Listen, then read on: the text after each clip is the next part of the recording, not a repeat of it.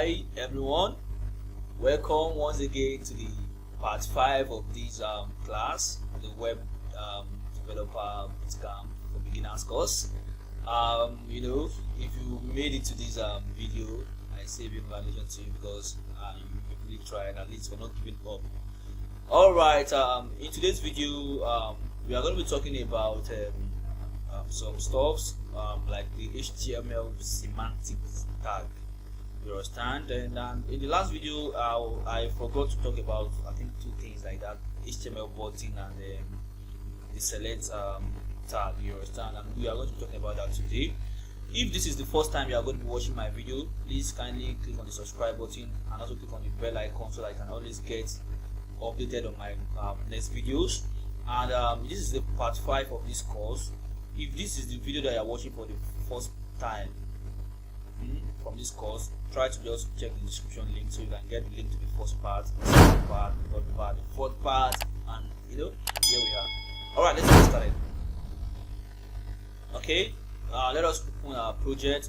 This time I'll just open your Visual Studio Code and click on File, then you click on Open Folder. Alright, then don't forget our folder is on the desktop, and what was the name? Yeah, desktop, right? That's where I saved mine. Then the name of the folder is My Site. Just click on it. You don't need to open it, just click on that folder. It's going to be showing here, right? Then you click on Select Folder, right? Then we should have our project there. Okay, alright, that's good. Yeah, I think this is where we are. Alright, so another thing again is that let's quickly go through this project on our browser so that at least we can see what we are doing. Let's go to the browser. Where is it? This is the folder on the desktop page, right? My Site. Open it, and also you see the index file that we created initially in the first video. Then you double click and open the browser. Alright, you see, that's cool. So this is where we stopped in the last class. In the last class, in the previous video, we were able to talk about the image tag, how we can add image into our HTML file. Then we also talk about the forms, how you can add input form, password, dates, calendar, all those things, color, template, all those things, and and also the email input type. We also talk about the message, the text area, and also the submit. Alright, in this video, quick one, I said it that we are in my last video I forgot to talk about the button. You understand? HTML button tag. We also have a button tag. Okay, I might even go outside my phone and spray a button tag here. So the button is just like the input type submit. It can be manipulated anyhow. So let's write now button. Alright, it's a tag, right? Don't forget how to create a tag. By the time you just type the button, it's going to automatically complete it for you. So that button now, I can just write click me, CLICK me. You understand? In this button now, it is a button. It usually have opening and closing tag. But for the input, it doesn't have closing tag, so that's why the value should be set inside the opening tag. Okay. Now, if I go back to my page now, let's check our button. Where is it? Let's check our button, and it should be there, right? Click me. Can you see the button here now? So this is the button. Now, there's a difference between this input type submit and button. You understand? The only difference is just that it's just the type. You understand? Because when you click on that submit, it's going to refresh the page. You understand? You see, when I click on this submit, it's going to refresh this page. Let me click on it again so you can check. Just watch this. Just watch this stuff. This icon there. You see what I'm saying now? Alright. So just watch that icon. Can you see now? It's going to reload, right? But if I click on that button, that click me. If I click on it, it's not going to work. It's not going to reload before it's clicking. You understand? Alright. Let's go back to it now. So that button now, there are several things that you can do with the button. You can use it to trigger an action, to submit a form, to pass alias request, all those things. Yeah, a lot of stuff. If you don't want your page to refresh or whatever, you can actually use the button tag alongside with your JavaScript. For example, now on this button now, and I can also specify the what's it called? The type. Yeah, type. For the fact that it's a button, I can still manipulate it now. I can say that the type is what is equals to what submit. Don't forget the type is an attribute, okay, and it's going to be written in the opening tag of an HTML tag, okay. Alright, now so the type is equals to can be submit, UBMIT, okay. All right, let's see. That's the type. It might not even show on your browser, but that's it. Okay, that's it, right? So now let's do something. There are so many things that we can do with the button. For example, we can also specify a method for the button. For example, now, like this is JavaScript inline kind of function on click. That is what event, right? On click. That's also when I click on this button, I want you to do something, right? You see now, by the time you click on that on click, it's going to be written just the way you write your attribute with equals to and the double quotation sign. So when I click this button, what do I want this button to do? Okay, fine. Let's just write an what's it called? The function which is alert. Okay, that's the JavaScript function alert. Then like this. Okay. Now then a single quotation inside. Then yeah, just say I love Microsoft. Lecrosoft, right? Now look at it very well. Now let's quickly recap. This is a button tag. It has an opening and also a closing tag. Inside the opening tag, we can specify the type of the button. It can be submit, it can be type button or type submit. You understand? Anyone you want. Now, and I will also specify a method for that button. Like, okay, fine. This is a JavaScript method. Okay, on click. This is an event. Okay, if I click on this button now, what do I want this button to do? I want it to show an alert box. And this alert is a function, it's a JavaScript function. Alert. Inside the alert, then I want you to display this text. I love Microsoft. Let's check. Let's save and let's check. Let's check it out. Alright, if I click on this button now, let's see. Yeah, can you see now? I love Microsoft. Can you see the alert? Alright, so that's it now. I click on okay. So there are so many things you can do with the button. You can though when you start working on backend or when you start working on JavaScript, you understand the use of the button. Alright, one other thing I want to talk about here is that we are supposed to talk about yesterday is this select tag. Alright, that select tag is usually used to include a kind of drop down options into your forms or whatever. Let's say for example now we are meant to create a kind of select option for users whereby they can select their gender. You understand? So we can have a select tag. That's the name of the tag is select tag, and it also have an opening and a closing tag. So let's talk about the select tag now. SELECT select. Can you see now? So inside the select, just bring it down. Okay, it has an opening tag and also a closing tag. So this is a select box, right? Fine. Then you need to give the user the option to choose, right? By default, if I click on save and I refresh my page, let's see what's going to happen. Can you see now? Nothing is there. There's a select box here. Can you see this icon? Okay, wait, let's break it down so that you can see what I'm doing better. Let's apply a break. Yeah. After the text area, yeah, there should be a break under the select so that at least we're gonna see what we are doing better before the submit button that we have here. Let me refresh now. Alright, let us save it now. Can you see now? So by default, can you see this? Just by using that select tag alone, it gives us the select box here. By clicking on that select box now, there's nothing inside now. There should be an option. Okay, I want user to be able to select an option. Okay, so that means to say there's another tag that goes along with the select tag, which is what? Option. Okay, the option tag. Option tag also has an opening and closing tag, but it's going to be written inside the select tag. Okay, what's option 1? Mail. MALE. Are you there? Now let's go back. Another option again. If you only want one option, you can just put it. But if you can write as many as possible, right? So the second one is what? Female. FEMALE. Okay. Then you click on what? Control S rather. Control S to save. Don't forget, if you don't save, you are not going to see any changes. And if you are using the Mac system, you click on what? Command S. Alright. So let's go there now and refresh. Can you now see now that we have what? Male and what? Female. Okay? Male and what? Female. That's it. You can toggle, you can select male and female here. Alright, so that's about that, right? What do we need to do? Sometimes you can even select you can choose a kind of default option. You understand? For example, let me just copy this and place above the mail, and you leave this one as well. You can write select ECT gender wherever, you understand, anything, gender. Alright, then you save and then you refresh. By default it's going to be showing the select gender, and when you click on it you have a male, or you can also select your female.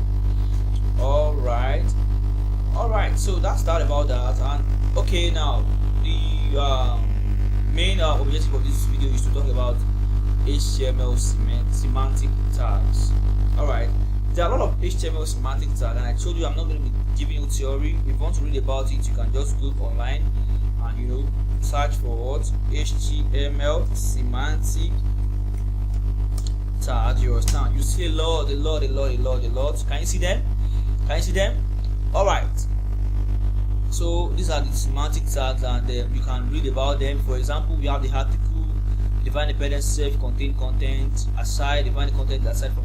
Lot you can read about them. Okay, so there are a lot of them, but in this video I'm going to be talking about those ones that are very important, very important. And though it's not compulsory to use them, but it makes your work descriptive enough in case another program wants to read your code, and again for the browser to be able to know that yes, so this is the particular stuff we are talking about. For example, now if a browser sees a semantic tag, but by default it knows that yes, so this is what should be in this particular tag, this is how it should treat it. You understand? So let's quickly talk about one of those tags, the semantic tag. We have what, the header tag. Header. It has what, closing tag as well. Now in this header now, it can contain your site header. Like for example, whenever I have this header now as a developer, and even the browser, I know that yes, anything that's going to be inside this header should be at the top. You understand? It can contain your menu, your logo, your brand name, all those things. Yeah, that's where it's going to be. That's the work of that header. Okay, though you can use another stuff. You understand? You can even use the div. You understand? But at least for your work to be descriptive enough, you use semantic tag. Okay, so at least it gives meaning to the browsers that yeah, so this is what should be inside this. Okay, another one again we have is what the footer. Yes, the footer. Now, what do we mean by the footer? From that word footer. It's whenever a browser sees this, that yes, when it's actually be here, should be at the bottom, at the least page of the site. Alright, now, so the footer. Let me show you something. Let me show you the site. I don't know why, I just like talking about. I love to talk about Microsoft websites. I think that site is awesome. What do you think? Where's my page? Where's my HTML page? I don't see this page again. Wow, what's wrong? Okay, I think it should be here. Yeah, it's here. Alright, so what am I talking about? Yeah, I said I want to show you something, right? I want to show you what a footer is. Now let's go to Microsoft.com. That site is for you. You can always visit it and get your project across to us. Then we know how to handle it. Okay. Now this is the footer. Can you see now? Can you see now from here? Now this is the very last page of this site. This is a footer. Can you see? So I contain your copyright kind of text, your whatever. See, all these are footer. You understand? You can have your little description, useful links, newsletter. There are a lot of things that you can do with a footer. And if you check some other sites, just go online. The very last page of that particular page is called the footer. You understand? Where you have this copyright, whatever. That's the footer. Okay. And that header, can you understand? For this my site now, the header here is this. That's where we have this color blue, and we have the what's it called? The menu links. You understand? The nav links rather. And we also have the logo, the brand logo. You can have anything in your header. You understand what I'm trying to say now? So that's it. Okay. So yeah, that's it. So another one again that we're going to talk about is let's talk about main, M-A-I-N. Whenever I see main, yes, it's very descriptive. It shows that yes, so this is where your main content is. This is where the main content of the project begins. Aside from the header, the what's it called, the header, the banner, whatever, you understand. When you have the main, as a developer, if I'm reading your code, when I see that main, I know that yes, so this is where the main content of the website is written. Okay, so it's also part of the semantic word tag main. It has an opening and closing tag. All right. Another one again we talk about is the article. Yeah, article tag. It's also a semantic tag. It's very descriptive. You understand? And for those of you that will be building blog at the end of this class, so you are going to be using article to to place your content. So there's a way it's going to give the default styling just because it's an article. All right. Another one again is what what's it called? The nav. Yeah, the nav is also a semantic tag. Whenever you see nav, yes, this is a nav. Okay, that's where you have your nav links. You understand? You can have your whatever. Don't worry. After this video now, we are going to start a very first project in HTML, and that's we are going to round up our HTML class in the next video, and I think one more video. You understand?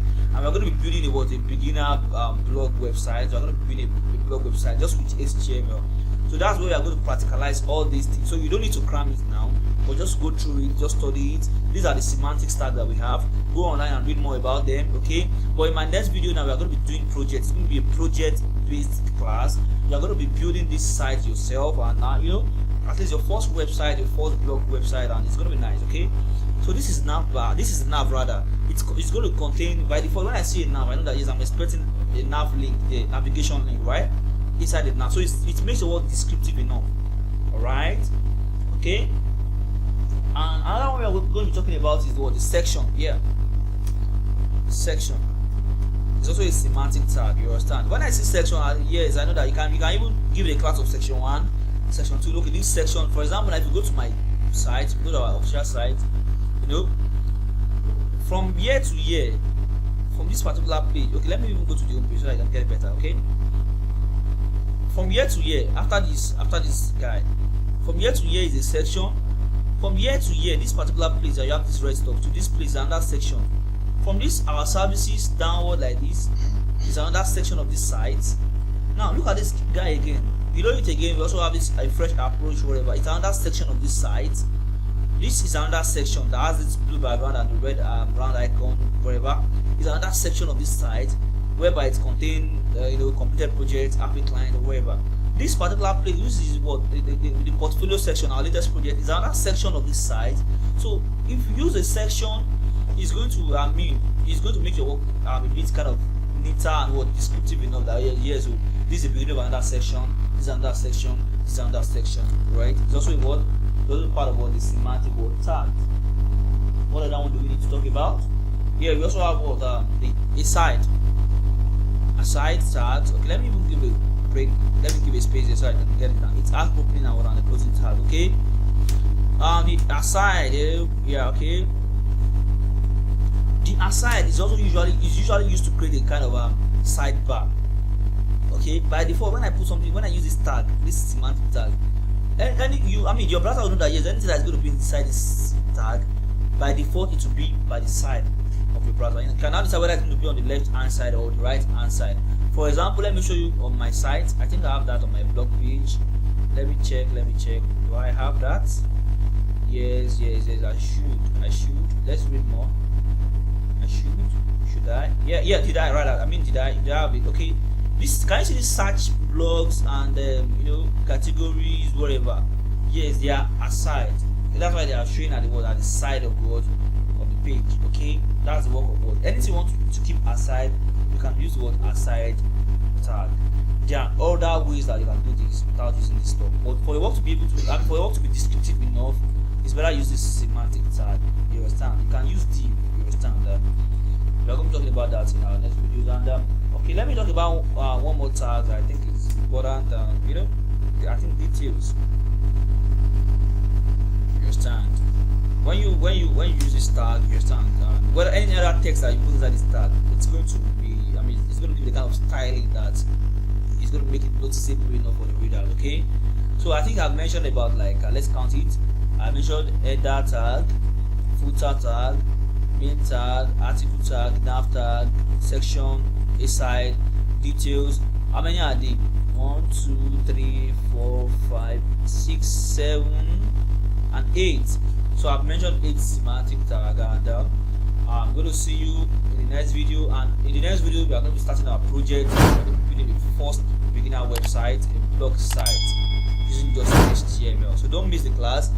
And if you are yet to subscribe to my channel, or probably you are watching my video and you are yet to subscribe to my channel, please kindly subscribe to my channel.